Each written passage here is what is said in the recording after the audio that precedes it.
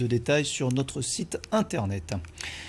Comment inciter les femmes des quartiers prioritaires à tenter l'aventure de l'entrepreneuriat? C'est le thème de notre dossier du dimanche. De nombreux dispositifs existent, mais les obstacles persistent. Frilosité des banquiers, préjugés ou même autocensure. Celles qui se sont lancées ont dû se battre parfois contre elles-mêmes pour assumer ce statut de chef d'entreprise. Virginie Cook et Clara Delcroix ont suivi plusieurs entrepreneuses du quartier de la Villeneuve à Grenoble. Denise Carter a réalisé son rêve.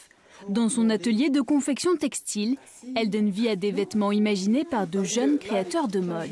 Elle est courte la jupe et justement là, et démarre là en fait ton truc. Denise a lancé son entreprise à 23 ans. 10 ans plus tard, elle a trouvé son rythme de croisière. Mais pour y arriver, elle a dû surmonter de nombreux obstacles. Je suis partie de zéro et je me suis battue à chaque étape pour en arriver là où je suis. Quand on va voir un banquier et quand on vient d'un quartier, on n'est pas littéralement pas pris au sérieux. On prend un peu ça à la légère et on a des réponses plutôt négatives en face, quoi.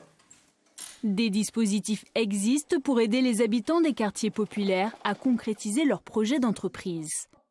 Et le bon stratège, c'est celui qui va savoir quand. Parce que ça va te dire combien de temps tu as pour utiliser, pour capter tout ton marché.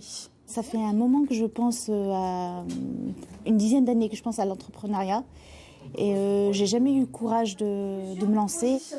Donner le courage de se lancer, c'est l'objectif du programme Entrepreneurs dans la ville. Chaque participant est accompagné gratuitement pendant 6 mois. Ici, aucune condition de diplôme, seule la motivation compte. La plupart du temps, vous avez affaire à des femmes fortes qui ont déjà elles-mêmes expérimenté, parfois plus que nous chercheurs. On prend toute leur force et on essaye de canaliser cette force vers un objectif. Être elle, créer de l'emploi pour elle, créer de l'emploi pour les autres. Mariam est entrepreneuse depuis 15 ans. Elle vient de vendre son institut de beauté pour lancer sa propre marque de cosmétiques. Aujourd'hui, c'est shooting photo, avant le lancement de son produit en mai prochain. Malgré son quotidien à 100 à l'heure, elle mène de front sa vie de chef d'entreprise et de maman. C'est un petit rituel qu'on a instauré, j'y tenais particulièrement. L'idée, c'est vraiment d'être présente. Pour Mariam, être issue d'un quartier prioritaire est avant tout une chance. Elle a eu accès à plusieurs dispositifs d'aide. Elle a ainsi vaincu ses propres stéréotypes. Ça a été très difficile pour moi de dire je suis chef d'entreprise. Ça a été très difficile pour moi. Quand on me présente, je dis je crée un produit ou alors j'ai un institut de beauté.